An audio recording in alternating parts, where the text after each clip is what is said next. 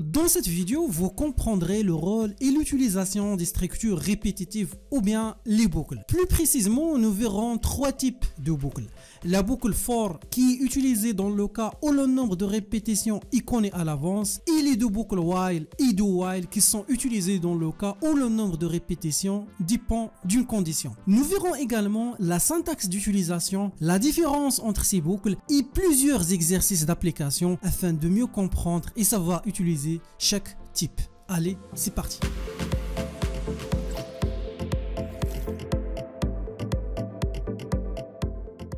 Dans cette nouvelle vidéo de cette série des cours de langage C, nous allons commencer la troisième partie de ce cours, les structures répétitives. Pour illustrer l'importance des structures répétitives, on va commencer avec cette activité. On suppose qu'on a un élève qui voulait connaître la table de multiplication du nombre 7. Alors nous allons aider cet élève en utilisant une tablette ou bien un ordinateur qui va contenir un programme qui permet de calculer la table de multiplication du nombre 7. Alors au lancement du programme, le programme va afficher à l'élève donc la table de multiplication de 7, dans ce cas-là, c'est 0 fois 7, c'est 0, 1 fois 7, jusqu'à, dans ce cas-là, 10 fois 7. Alors si on veut utiliser ce qu'on a appris à travers les vidéos précédentes pour écrire ce programme-là, alors donc include studio, après int min, après on va déclarer la variable m qui va contenir à chaque fois donc la multiplication de 7 fois le nombre, donc 7 fois 0, et après on va afficher m dans ce cas là, donc 7 fois 0, donc c'est 0 à l'écran, donc avec ce petit message là, et on va refaire la même chose jusqu'à 7 fois 10, et avec cette manière là on peut afficher la table de multiplication du nombre 7 à l'écran. Comme vous voyez là, on a fait quoi? On a répété ces deux instructions 10 fois, donc c'est-à-dire 2 fois 10. Imaginez si vous voulez calculer la table de multiplication, ou bien les multiplications du nombre de 0 jusqu'à 100, c'est-à-dire 2 fois 100 lignes. Alors généralement on n'utilise pas cette méthode là, surtout qu'on a une chose là que vous pouvez la remarquer, c'est la répétition.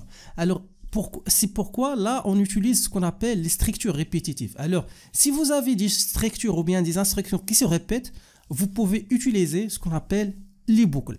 Alors les boucles généralement permettent de faire quoi? Comme j'ai déjà dit, permet d'exécuter plusieurs fois une séquence d'instructions. Par exemple, exécuter les deux instructions de calcul de m et de l'affichage de m 10 fois. Donc c'est ça le vrai rôle des structures répétitives. Dans une boucle au niveau de langage C et aussi presque tous les langages de programmation, le nombre de répétitions peut être connu à l'avance, c'est-à-dire fixé à l'avance, comme il peut être dépend d'une condition. C'est-à-dire que la condition qui permet d'arrêter l'exécution des instructions, bien des répétitions. Si vous connaissez dès le début le nombre de répétitions, vous pouvez dire par exemple code blocks, voilà, ces deux instructions, il faut les répéter par exemple 10 fois, comme l'exemple de la table de multiplication. Mais il y a des cas et des fois où on a le nombre de répétitions dépend des conditions, c'est-à-dire qu'on ne peut pas connaître dès le départ le nombre de répétitions. Et au niveau de ce deuxième type des boucles, il faut utiliser une condition qui permet, comme j'ai déjà dit, d'arrêter l'exécution et aussi de sortir de la boucle. Alors, pour les structures répétitives, il y a le premier cas où le nombre de répétitions est connu à l'avance, le deuxième cas où le nombre de répétitions dépend d'une condition. Alors, pour le premier cas, on utilise la boucle for.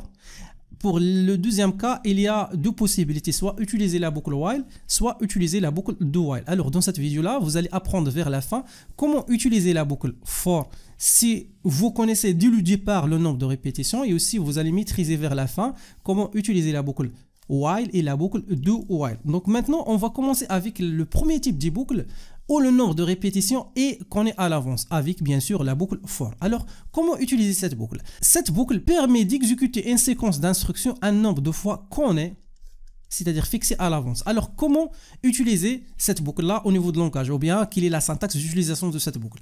Alors, au départ, il faut écrire le mot-clé for entre deux parenthèses et il faut mettre trois choses: l'initialisation, la condition et l'incrémentation. Et entre les deux accolades, il faut mettre les instructions à répéter. Généralement, au niveau de la boucle for, on commence avec une valeur là. Une valeur pour une variable. Par exemple, généralement, on utilise une variable comme la variable i. Et on donne une valeur. Par exemple, la valeur 0. Après, on va vérifier à chaque répétition la valeur de i. Donc, la boucle, elle va répéter, comme j'ai déjà dit, les instructions plusieurs fois. Est-ce que i est inférieur, par exemple, à 10? Et bien sûr, après l'exécution de chaque instruction, il faut incrémenter i. Par exemple, i passera à la valeur suivante. Donc, au niveau de la première itération, c'est-à-dire la répétition, l'itération numéro 1, la valeur de i, comme vous pouvez remarquer, c'est 0. Après, lorsque la boucle for termine la première itération, la boucle, il va faire ce qu'on appelle l'incrémentation, c'est-à-dire i passera à 1. Et là, ça c'est la deuxième itération. Itération numéro 2, c'est i égale à 1. Après itération 3, jusqu'à par exemple dans ce cas-là, l'itération 10, où i va être dans ce cas-là égal à 9. Et à l'aide de cette manière-là, nous pouvons exécuter ce bloc d'instruction combien de fois? 10 fois. Après, pour la prochaine itération de la boucle for, la valeur de i normalement, c'est 10. Et on va vérifier cette condition. Est-ce que i est inférieur strictement à 10? Non, alors la boucle va arrêter l'exécution des instructions. Alors, à l'aide de cette astuce ou bien de cette méthode, nous pouvons exécuter un bloc d'instruction plusieurs fois. Donc maintenant, on va voir des exemples pour bien comprendre tout ça. Avant de faire ces exemples-là, je vais juste répéter le rôle de chaque bloc de la boucle for. Alors, l'initialisation, c'est tout simplement une instruction ou un bloc d'instruction exécuté avant le premier tour de la boucle. C'est-à-dire, au départ, on peut affecter à i la valeur 0, ou bien g la valeur, par exemple, 10, ou bien ça, c'est dépend de votre situation, de votre problème. Après, la condition, tant que cette condition est vraie, bien sûr, la boucle va continuer l'exécution. Par exemple, tant que i est inférieur à 10, la boucle, elle va répéter les instructions. Après, il faut ajouter obligatoirement la troisième condition. Pourquoi? Imaginez la situation suivante. Toujours la valeur de i égale à 0 et toujours, bien sûr, i inférieur strictement à 10. Alors, la boucle va continuer l'exécution jusqu'à l'infini. Alors, pour normalement passer d'une valeur à l'autre ou bien pour incrémenter le nombre de répétitions, on utilise l'incrémentation. Cette instruction est exécutée à la fin normalement de chaque tour de la boucle pour mettre à jour la variable. Alors, la variable i, comme j'ai déjà expliqué, passe de la valeur 0 jusqu'à la valeur 1, jusqu'à la valeur 2, ainsi de suite, jusqu'à la vérification de la condition. Et à l'aide de cette manière-là, nous pouvons répéter un ensemble des instructions plusieurs fois. Alors, comme j'ai déjà dit, on va faire quelques exemples. Alors, le premier exemple, si vous voulez afficher par exemple ce petit message à l'écran, par exemple, à l'écran de l'ordinateur 5 fois. Alors, donc l'objectif c'est d'afficher Hello World. Donc la première fois, la deuxième, la troisième, la quatrième et la cinquième. Alors vous pouvez utiliser la boucle avec cette manière-là. Au départ, la valeur de i c'est 0, donc c'est le premier tour. Après, la condition qu'on va vérifier, si la valeur de i est inférieure à 5. Et après, au niveau de chaque tour, ou bien après la fin de chaque tour, on va incrémenter i. Donc i au départ c'est 0. Après, le premier tour passera à 1, 2, 3, 4 et la dernière, c'est 5. Au niveau du premier tour, on affiche Hello World. Deuxième tour, on affiche Hello World. Troisième, quatrième. Lorsque i arrive à la valeur 5, est-ce que 5 est strictement inférieur à 5? Non. Alors la boucle se termine et passe bien sûr donc aux autres instructions qui viennent après la boucle for. Alors, on va maintenant revenir à code block et on va essayer d'afficher la table de multiplication qu'on a vue au départ. Donc la table de multiplication de nombre 7. Donc 7 fois 0 égale 7 fois 1 égale ainsi de suite. Alors la première chose, c'est la déclaration des variables. Alors quelles sont les variables? Alors il y a la première variable cm qu'on va l'utiliser pour stocker la valeur de la multiplication. Et après on va utiliser une autre variable pour la boucle for. Donc vous pouvez utiliser i, a, g. Généralement on utilise la variable, le nom de la variable i. Après, on va juste mettre directement la boucle for. Donc, la première chose ou bien la première valeur de l'initialisation de i, c'est, dans ce cas-là, 0. Après, on va utiliser une instruction qui permet d'arrêter l'exécution des instructions ou bien la condition pour terminer la boucle for. Alors, lorsque i arrive à la valeur 10, normalement, on doit arrêter les instructions. Puisqu'on commence de 0, alors donc la dernière valeur doit être 9. Donc on peut mettre par exemple la condition si i doit être inférieur strictement à 10. Après la fin de chaque tour, nous pouvons faire quoi? Nous pouvons incrémenter la valeur de i. I passe à 1, ainsi, 2, à 3, ainsi de suite. Ensuite, on peut ajouter les alcoolades. Et après, on peut calculer la valeur de m au niveau de chaque itération. Dans la première itération, c'est quoi? C'est 7 fois 0. Alors la valeur de 0 au niveau du premier tour est stockée déjà dans i. Alors on peut même utiliser la valeur de i de la manière suivante. Donc i, dans ce cas, 7 fois i, par exemple. Et après, nous pouvons afficher la valeur de m. De la manière suivante, donc nous pouvons afficher notre petit message là 7 fois. Après, vous pouvez afficher la valeur de i. Donc au départ, la valeur de i c'est 0, après 1, après 2, ainsi de suite. Donc la valeur de i là égale aussi la valeur de i. Donc désolé, c'est pas la valeur de i, mais l'indicateur de format de la variable. Donc l'indicateur de format de la variable i c'est d, et pour m c'est d aussi. Donc alors dans la première partie, ici on peut afficher i, après ici nous pouvons mettre la valeur de quoi? De m. Et aussi vous pouvez ajouter le retour à la ligne de la manière suivante. Donc maintenant on peut exécuter, donc on a une erreur, donc point virgule. Après, comme vous voyez là, aussi on a une erreur là. Après, pas d'erreur. Après l'exécution, et voilà, vous pouvez remarquer qu'on a programmé le programme qui permet d'afficher quoi? La table de multiplication de 7. Voilà, donc ça c'est la table de multiplication de 7 avec juste 2 lignes. Et en utilisant bien sûr la boucle for. Donc vous pouvez même afficher la table de multiplication de 0 jusqu'à, donc si vous voulez, 50 de la manière suivante, juste en changeant quoi? Cette valeur de la condition. Voilà, donc comme vous voyez là, on a affiché la table de multiplication de 7 jusqu'à 50 avec toujours 2 lignes. Alors là, j'ai mis une petite comparaison entre les deux codes qu'on a vus au départ. Donc comme vous voyez là, et j'ai déjà expliqué 2 lignes avec la boucle for, et ça c'est la solution classique avec sans utiliser les boucles. Voilà, donc ça c'est cet exemple illustre bien l'importance des boucles ou bien des structures répétitives. Maintenant on va travailler sur un exercice pour bien comprendre l'utilisation de la boucle for. Donc on va écrire un programme qui permet de calculer la somme des 20 premiers antipositifs. Alors dans ce cas là, l'utilisateur doit juste exécuter le programme, c'est pas l'algorithme, et le programme va afficher la somme, puisque donc on n'a pas de données dans ce cas-là. Donc la somme c'est quoi? C'est la somme des 20 premiers nombres positifs. Alors au lancement du programme, le programme va afficher à l'utilisateur que bon voilà la somme des 20 premiers antipositifs est 210. Alors on va essayer d'écrire ce programme-là. Donc la première chose, on va déclarer la variable S qui va contenir la somme. Alors comment calculer la somme? Donc la somme, normalement, la méthode classique c'est quoi? C'est 0 plus 1 plus 2 plus 3 plus 3 points jusqu'à 20. Alors comme vous voyez là, on a une répétition.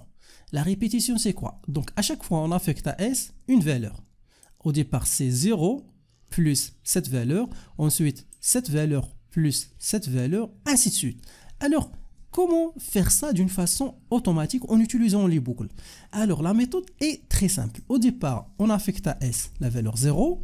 Après, on affecte à S quoi? L'ancienne valeur de S, c'est-à-dire déjà la valeur 0, ou bien tout simplement on peut écrire S plus 1. Et après, on peut affecter à S dans une autre répétition, ou bien itération, la valeur de S plus 2. Après, on peut affecter à S la valeur de S plus 3. Ainsi de suite, donc 3 points, jusqu'à le dernier cas où on va affecter à S la valeur de S plus 20. Alors, ça c'est une répétition. Alors, comment formuler ça à l'aide des boucles? Alors, nous pouvons utiliser la méthode suivante. Alors, au départ, on affecte à S la valeur 0, tout à fait normal, donc il faut toujours initialiser la variable. Après, on peut utiliser la boucle for. Alors, for, il y a 3 choses dans la boucle for. Il y a l'initialisation, il y a aussi la condition et il y a l'incrémentation. Alors là, on va répéter 20 fois cette instruction. Alors au départ, on peut par exemple commencer de 0. Donc là, i égale à 0. I va commencer de 0, c'est-à-dire la première répétition jusqu'à la dernière répétition où i doit être inférieur strictement, puisque ça on a 20, donc strictement inférieur à 20, puisqu'on commence de 0. Et après, et plus plus. Et plus plus. De la manière suivante. Alors là, on a avec cette boucle 20 répétitions. Après, on peut affecter à chaque fois à S quoi? L'ancienne valeur de S plus tout simplement quoi? Plus la valeur de I. Alors même si vous voulez, vous pouvez commencer de 1. Donc ça juste si vous voulez. Donc on peut commencer de 1 puisque de toute façon la valeur 0 ne changera rien au niveau de la somme. Alors au départ la valeur de ici 1, après dans la deuxième répétition la valeur de ici 2, après 3, après jusqu'à 20. Et vers la fin, après l'exécution de toutes les instructions, nous aurons dans la variable S la somme des 20 premiers nombres positifs. Et après, vous pouvez tout simplement afficher cette valeur-là en utilisant printf. Alors printf, donc là, un petit message, pourcentage D, après, on va afficher la valeur de quoi? De DC, dans ce cas-là, la valeur de S. Après, point, virgule, on va exécuter pour voir est-ce que ça va marcher. Donc là, point virgule. Après, on va exécuter à nouveau. Donc là, on a un petit problème. Donc on doit déclarer la variable i. C'est tout à fait normal. Voilà. Voilà, donc ça c'est la somme des 20 premiers antipositifs, donc 190. Donc là, on a un petit problème. Normalement, on a oublié d'ajouter la somme de 20. Donc normalement, 1 plus 2 jusqu'à 20. Alors là, donc inférieur égal. Donc il faut faire attention. L'erreur commise dans ce cas-là, c'est au départ, j'ai pensé au nombre de répétitions, puisqu'on commence de 0 jusqu'à 19. Donc c'est tout à fait normal. Mais là, on va même utiliser la valeur de i. Donc là, normalement, la valeur de i doit être commencée à 1 jusqu'à 20. Après, donc on exécute à nouveau et voilà 210. Et voilà, donc vous pouvez changer. Donc si vous voulez calculer la somme des 40 ou bien même de 50 nombres premiers, donc juste il faut changer ça et après voilà, donc vous aurez automatiquement la somme en utilisant cette méthode là. Voilà, donc ça c'est la solution qu'on vient de voir. Donc normalement au départ on a déclaré la variable s et i, après on a initialisé la valeur de s avec 0, c'est tout à fait normal puisque ça c'est la somme, donc on doit avoir une valeur au niveau de s, et ensuite on a utilisé une boucle qui permet de répéter l'instruction d'ajouter i à s 20 fois. Au départ la valeur de i c'est 1 puisqu'on a commencé de 1 plus 0, ce qui va donner pour la première itération à S la valeur 1. Après I passera à 2 au niveau du deuxième tour et après 2 plus 1 ce qui va donner 3, 3 plus 3 ce qui va donner 6, 4 plus 6 ce qui va donner 10, ainsi de suite jusqu'à la dernière opération où I égalera 20, 20 plus 190 ce qui va donner 210. Et vers la fin, on affiche la somme à l'écran en utilisant cette instruction-là.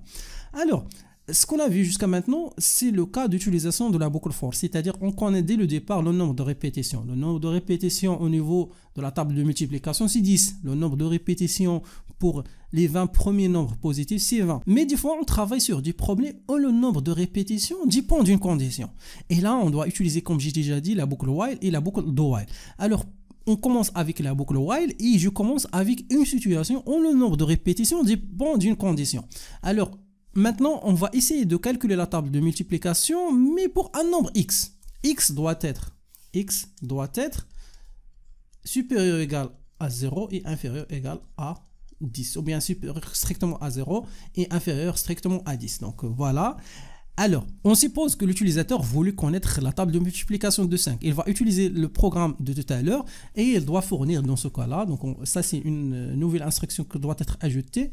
L'utilisateur doit saisir la valeur d'un nombre. Donc là, bien sûr, il va saisir 5 et après, automatiquement, le programme va donner à l'utilisateur la table de multiplication de 5.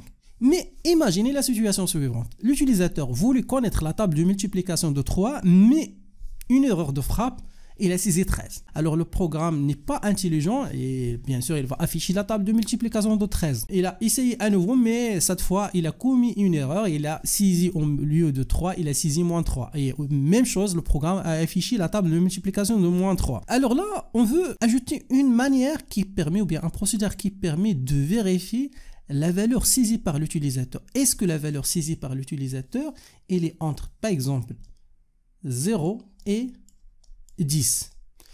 Mais le problème dans ce cas-là, on ne connaît pas le comportement de l'utilisateur. L'utilisateur, il pourra saisir la valeur correcte dans le premier tour ou bien la première utilisation du programme. Il pourra saisir la valeur correcte au niveau de la deuxième utilisation, la troisième utilisation. On ne connaît pas vraiment le nombre de répétitions.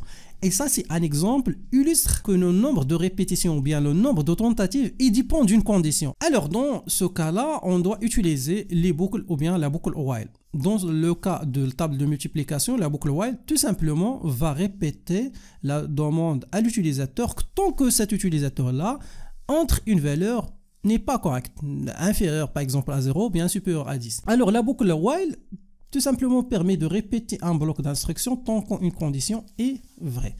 Alors la syntaxe d'utilisation, il est très simple. On va utiliser while et là on va mettre la condition. Comme vous voyez là, la différence entre while et for. For, on a l'initialisation, la condition et l'incrémentation. Au niveau de while, on a juste la condition et après on a les conditions à répéter. Une petite remarque concernant la boucle while, que la vérification de la condition s'effectue avant la vérification de la condition. Cette condition est effectuée avant l'exécution des instructions. Donc celui-ci peut par exemple, si la condition dès le départ est fausse, ne jamais être exécutée. Donc voilà, donc ça c'est une remarque, donc on va le voir après. Alors par exemple, on veut maintenant ajouter quelque chose au programme qui permet de faire la vérification. Par exemple, si l'utilisateur, au lieu de saisir 3, il a saisi -3, on demande à l'utilisateur de saisir à nouveau une valeur. Après, par exemple, au lieu de saisir 3 et la saisir 13, on demande à nouveau notre demande. On suppose qu'au lieu de saisir 3, il a saisi par exemple 15, 16. On ne sait pas le nombre de répétitions ou bien le nombre de tentatives de l'utilisateur. Mais une fois l'utilisateur entre une valeur correcte, comme par exemple 3, le programme affiche le résultat, par exemple dans ce cas-là, 0 x 3, c'est 0, ainsi de suite. Maintenant, on va passer à Code Blocks et on va essayer d'utiliser la boucle while pour résoudre ce problème-là. Alors, la première chose, on va déclarer la variable n. Donc, par exemple, la variable n dans ce cas-là doit être entre 0 et 20. Alors, on demande à l'utilisateur de saisir la valeur de n. Après, on va utiliser scanf pour récupérer cette valeur. Pour l'indicateur de format de n, c'est d et après virgule, l'adresse de n. Après, on ne connaît pas la valeur. Est-ce que la valeur saisie par l'utilisateur est correcte ou non? Et pour cette raison-là, on va utiliser la boucle while. La boucle while, tout simplement, elle va redemander à l'utilisateur de saisir quoi? De saisir la valeur de n. Alors, on va juste répéter ces deux instructions au niveau de la boucle while de la manière suivante. Donc, c'est ça le rôle de la boucle while. Mais la répétition dépend d'une condition. La condition pour répéter notre demande à l'utilisateur, si la valeur de n est inférieure strictement à 0, ou bien la valeur de n elle est strictement supérieure à 10. Donc la valeur de n. Alors là, on peut mettre deux barres donc pour l'opérateur OU. Donc si cette valeur est inférieure strictement à 0 ou bien strictement supérieure à 10, alors tout simplement, on peut faire quoi? On répète notre demande à l'utilisateur. Si la valeur saisie par l'utilisateur est entre 0 et 10, bien sûr, le programme passera aux autres instructions qui viennent après la boucle while. Et dans ce cas-là, on va tout simplement afficher la table de multiplication. Alors, pour afficher la table de multiplication, il y a aussi une répétition. Donc, on peut utiliser la boucle qu'on a vue au départ, c'est-à-dire la boucle for. Donc, on va revenir à cette boucle-là après. Ou bien, on peut même utiliser la boucle while. Mais là, c'est un peu très difficile l'utilisation du boucle while dans ce genre de situation. Puisque si on connaît dès le départ le nombre de répétitions, directement on utilise la boucle for. Alors, pour utiliser la boucle while, il faut utiliser la variable qui permet de passer d'une valeur à l'autre, de 0 jusqu'à 1, jusqu'à 2, jusqu'à 10. Pour à chaque fois calculer la multiplication. Pour nous, on va utiliser la variable, dans ce cas-là, i, qui jouera ce rôle. Alors, i au départ, avant la boucle while, c'est 0. Après, si i est inférieur strictement ou bien inférieur ou égal à 10, si vous voulez calculer la multiplication jusqu'à le nombre 10, alors dans ce cas-là, on peut faire quoi? On peut tout simplement calculer la multiplication de la manière suivante. Donc, on peut utiliser la variable, dans ce cas-là, m. On va stocker la valeur de la multiplication. Voilà, avec la méthode suivante, m reçoit au niveau de chaque itération i fois, ou bien dans ce cas-là, la valeur saisie par l'utilisateur n fois i. Après, on peut afficher à l'écran que, par exemple, là, pourcentage d, c'est la valeur de n, fois pourcentage i, c'est la valeur de i. Donc, d égale pourcentage d, c'est la valeur de m. Donc là, on peut mettre n fois, dans ce cas-là, ou bien virgule i, virgule m, ou même, donc si vous voulez juste optimiser les instructions, utilisez juste les variables i et m, donc on peut utiliser directement la multiplication de n fois et de la manière suivante. Et après, on peut revenir à la ligne suivante. Mais là, il faut faire attention. Donc, on va exécuter notre programme. Il y aura un petit problème. Alors, là, point virgule. Donc là, après exécuter, donc point virgule aussi. Après, on va demander à l'utilisateur de saisir la valeur de n. Donc maintenant, on va tester notre boucle, la boucle while. Donc on va essayer de tester -9. Donc toujours on demande à l'utilisateur, puisqu'il y a un procédé qui permet de contrôler la valeur de n. Donc si on tape 99, même chose, 20, la même chose, 15, la même chose. Mais 3, si on tape 3, on affiche la table de multiplication. Mais là, on a un problème. On affiche à chaque fois 3 fois 0, 3 fois 0, 3 fois 0. La boucle que vous voyez là, elle s'exécute jusqu'à l'infini. Donc ça, c'est on a un problème. Le problème, c'est que on a oublié une autre opération qu'il faut mettre pour passer de 0 à 1, à 2, à 3. C'est l'incrémentation. Donc l'incrémentation, c'est i plus plus. Maintenant, on exécute à nouveau. Donc toujours, on ne connaît pas le nombre de répétitions où l'utilisateur va saisir une valeur correcte, par exemple 15, 20, mais au niveau de la troisième itération, on a saisi 9. Et cette fois, donc on calcule la table de multiplication, c'est 9 fois 0, c'est 0, 9 fois 1, c'est 9, ainsi de suite. Alors, comme vous voyez là, on a utilisé while 2 fois. Donc la première fois, c'est obligatoirement on utilise while, mais pour la deuxième fois, on a utilisé la boucle while, mais on a aussi la possibilité d'utiliser la boucle for. Dans ce cas-là, la boucle for est très simple. Alors la première chose, c'est l'initialisation en utilisant cette instruction.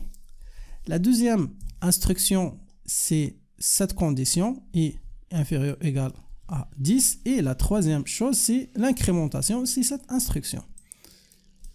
Après, on affiche la multiplication en utilisant cette instruction tout simplement.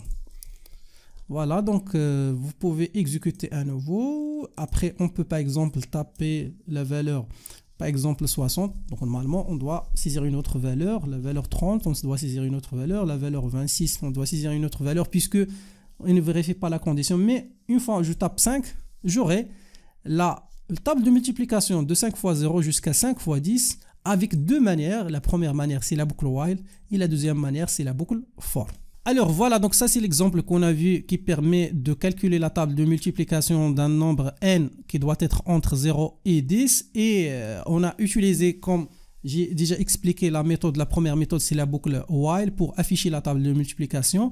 Mais on peut, dans ce cas-là, si on connaît déjà le nombre de répétitions, utiliser la boucle for en utilisant la deuxième méthode. Voilà, donc ça c'est un exemple qui illustre parfaitement le rôle de la boucle while et aussi la différence entre la boucle while et la boucle for. Alors pour bien comprendre l'utilisation de la boucle while, on va travailler sur ce problème-là.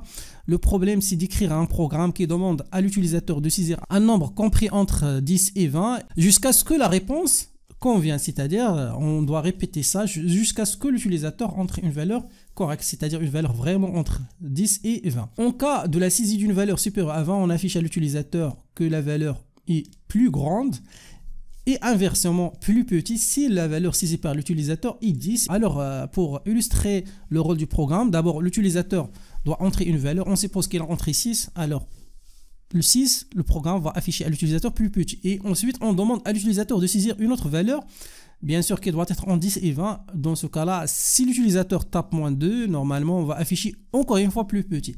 Si on tape 29, le programme va afficher à l'utilisateur plus grand, jusqu'à ce que l'utilisateur entre une valeur correcte. Par exemple, si l'utilisateur tape 15 vraiment entre 10 et 20, alors dans ce cas-là, on affiche à l'utilisateur, bravo, vous avez tapé un nombre compris entre 10 et 20. Maintenant, on va passer à CodeBlocks pour écrire les instructions de ce programme-là. Voilà, donc ça c'est le programme de tout à l'heure qu'on a utilisé pour la table de multiplication du nombre n. Alors, on doit demander à l'utilisateur de saisir la valeur de n. Donc, vous y entrez un nombre, voilà ce qu'un f, et on va demander à l'utilisateur de saisir de ce nombre-là. Donc, on va juste enlever cette partie-là. Alors, on redemande à l'utilisateur de saisir le nombre n, c'est quoi? Si le nombre n il est inférieur strictement à 10 ou bien strictement supérieur à 20. Voilà, donc ça c'est la condition. Alors, on doit faire quoi dans ce cas-là? Dans ce cas-là, on doit vérifier est-ce que n est inférieur à 10. Donc, c'est n, donc là, c'est-à-dire f, donc n est inférieur à 10. Alors, dans ce cas-là, on doit afficher à l'utilisateur quoi? Plus grand. Donc là, printf, ou bien plus petit dans ce cas-là, plus petit. Voilà, on va retourner à la ligne. Donc ça c'est la première chose.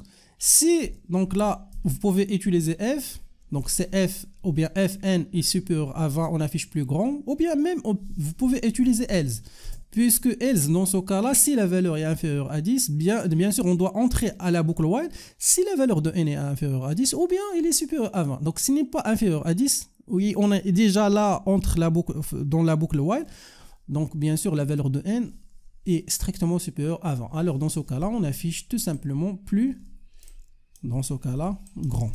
Voilà, donc ça c'est le message à afficher. Et bien sûr, on affiche plus petit et plus grand. Et on demande notre demande à l'utilisateur veuillez entrer un nombre et après scanf, on demande l'utilisateur saisit ce nombre-là. Ce boucle-là ne pourra être exécuté même pas une seule fois si la valeur déjà saisie par l'utilisateur dès le départ est entre 10 et 20.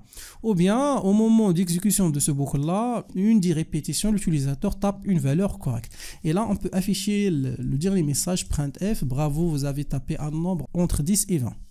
Alors voilà, donc ça c'est le programme. Voilà, donc il faut manque point virgule. Alors, on va exécuter.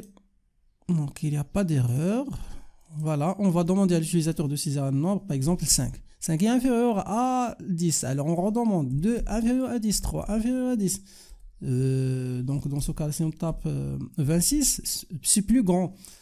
80 plus grand. Quand vous voyez là, le programme répète les instructions jusqu'à ce que l'utilisateur tape une valeur correcte. C'est-à-dire le nombre de répétitions il dépend d'une condition. Mais si je tape 15, alors bravo, vous avez tapé un nombre entre 10 et 20 et le programme, bien sûr, se termine.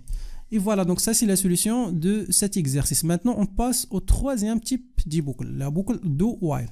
Alors, comment utiliser cette boucle-là? Bien sûr, cette boucle permet de répéter un bloc d'instructions tant qu'une condition est vraie. Si la condition est vraie, on répète notre demande ou bien les instructions de cette boucle-là. Alors, comment l'écrire? On commence avec un mot do entre deux accolades. Après, on met les instructions à répéter et là, while et après entre deux parenthèses la condition et après il ne faut jamais oublier point virgule. Alors la différence entre la boucle while et la boucle do while, c'est la vérification de la condition. Au niveau de la boucle while qu'on avait au départ,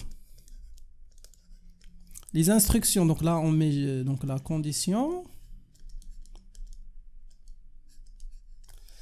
et on met là les instructions.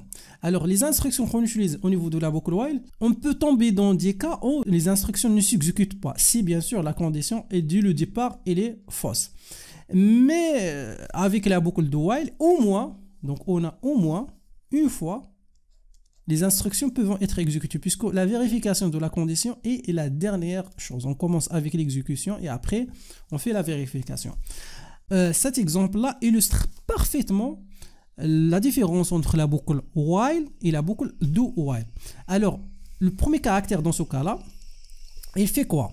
Il fait l'exécution de cette instruction. Si le board égale false, donc board dans ce cas-là c'est une variable booléen, alors il fait un pas. Donc il fait la vérification et après il exécute les instructions. Mais deuxième caractère dans ce cas-là, il fait quoi? Il avance et après il fait la vérification. C'est-à-dire qu'il avance dans le cas où il n'y a pas de board. Mais cela est fait après l'exécution des instructions. Alors cet exemple illustre parfaitement la différence entre la boucle while et la boucle do while. Alors pour bien comprendre cette boucle-là, je vais passer au code blocks et on va refaire l'exercice qu'on a vu qui permet de calculer la table de multiplication de nombre n. Alors voilà, donc ça c'est la table de multiplication de nombre n. Donc on va juste enlever cette partie-là. On va garder juste la partie while. Alors, donc comment faire pour la boucle while, donc do while. Donc la boucle do while utilise aussi cette instruction, mais après la fin. Et après là, on met do. Do et on exécute ces instructions. Comme vous voyez là, les instructions peuvent exécuter au moins, je souligne sur au moins une seule fois. Alors, pas la peine de l'utiliser avant la boucle do while. Donc, puisqu'ils peuvent être exécutés au moins une seule fois là. Alors là, on va exécuter. Donc, ça, c'est juste la différence entre les deux. Donc là, point virgule. Donc, j'ai oublié point virgule au niveau de la boucle while. Donc, puisque ça, c'est la dernière instruction. On exécute. Et voilà. Donc, si on tape 12, normalement 12, non. Là, donc, on a un petit problème. On doit compiler d'abord. Donc là, la compilation, donc on a encore une erreur. Donc la variable i, donc on a un petit variable. Donc la variable i doit être déclarée. Voilà. On exécute à nouveau. Alors, pas d'erreur. Alors, on demande à l'utilisateur de saisir donc un nombre. Donc c'est 12, donc une erreur. 16, une erreur. Moins 9, une erreur. Moins 3, une erreur. Mais si je tape 6, le programme affichera la table de multiplication de nombres 6. Et voilà, donc ça c'est un exemple qui illustre la syntaxe d'utilisation de la boucle do while et la différence entre la boucle while et la boucle do while. Maintenant, pour bien comprendre l'utilisation de la boucle do while, on va travailler sur le problème suivant. Donc on va écrire un programme qui demande à l'utilisateur de saisir un nombre strictement supérieur à 1, et qui calcule la somme des entiers jusqu'à ce nombre-là. Par exemple, si l'utilisateur tape 5, alors on va calculer la somme de 1 plus 2 plus 3 jusqu'à le nombre 5. Par exemple, si l'utilisateur entre un nombre, par exemple moins 13 est strictement inférieur à 1, alors on demande à l'utilisateur de saisir un autre nombre, par exemple 1 n'est pas strictement supérieur à 1, alors on redemande à l'utilisateur de saisir un nombre.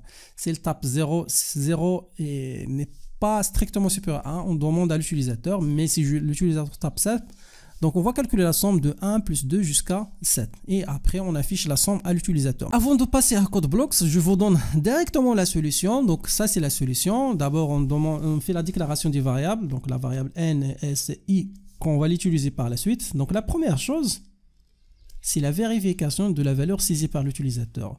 D'abord, on demande à l'utilisateur de saisir un nombre. On récupère son nombre et on fait la vérification. Si ce nombre-là est inférieur et égal à 1, c'est-à-dire n'est pas strictement supérieur à 1, on fait l'autre demande à l'utilisateur.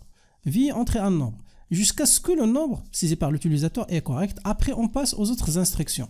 Alors, ça c'est la première instruction. La première partie, c'est la déclaration des variables n, i et s. Après, on passe à la deuxième partie qui permet de récupérer la valeur saisie par l'utilisateur. Si l'utilisateur tape moins 9, alors on redemande à l'utilisateur de saisir un autre nombre. Si tu tapes par exemple moins 22, on redemande jusqu'à ce qu'il tape une valeur correcte, par exemple 7. Après, on passe à l'instruction suivante. On sait bien que pour calculer la somme, c'est s reçoit quoi? Reçoit 1 plus 2 plus 3 plus 4, ainsi de suite. Même on peut commencer avec 0, 0 plus 1, ainsi de suite. Alors on peut faire la chose suivante, on peut commencer avec la déclaration de S, donc S reçoit 0, comme vous voyez là. Et après, on fait une boucle qui va aller de quoi? De la valeur, la première valeur de I, par exemple, si l'utilisateur tape 7, donc de I égale à 1 jusqu'à 7. Avec la manière suivante, en utilisant la boucle for, puisqu'on connaît déjà le nombre de répétitions de i égale 1 jusqu'à i inférieur ou égal d'une façon générale à n, ou bien dans ce cas-là 7. Avec la boucle for, et après au niveau de chaque itération, on fait quoi? On calcule la somme de s plus i. Dans la première itération, la valeur de i c'est 1, alors 1 plus 0 de s qui va donner 1. Au niveau de la deuxième itération, toujours la valeur de n c'est 7, donc mais i passera à 2. Puisqu'on a ici l'incrémentation. Alors i plus 1, ce qui va donner 3, 3 après plus 3, ce qui va donner 6, ainsi de suite jusqu'à la dernière itération où la valeur de i égale à 7, c'est-à-dire égale à la valeur de n, et après la valeur de s dans la dernière itération, c'est 7 plus 21, ce qui va donner 28, et après on utilise printf pour afficher la somme à l'écran.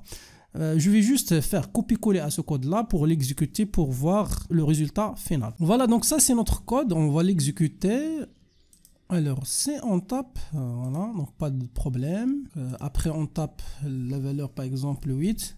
Et voilà, donc la somme c'est 36, mais si on tape une valeur négative par exemple, moins 6, moins 3, 0, 1, même 1, puisque 1 doit être supérieur strictement à 1. Donc si on tape -7, donc toujours on redemande à l'utilisateur de saisir. Donc on ne connaît pas vraiment le nombre de répétitions. C'est ça le vrai rôle, que ce soit do while ou bien la boucle while. Mais si on tape par exemple même la valeur 152, automatiquement le programme va calculer, afficher la somme du nombre de 1 jusqu'à la valeur 152. Et voilà, donc ça c'est la fin de cet exercice et aussi la fin de cette vidéo. On a vu les structures répétitives avec les 3 types de boucles, la boucle for, la boucle while et la boucle do while. Pour chaque type de boucle, on a vu vraiment l'intérêt de cette boucle là, et aussi on a vu des exemples d'utilisation et même un exercice d'application.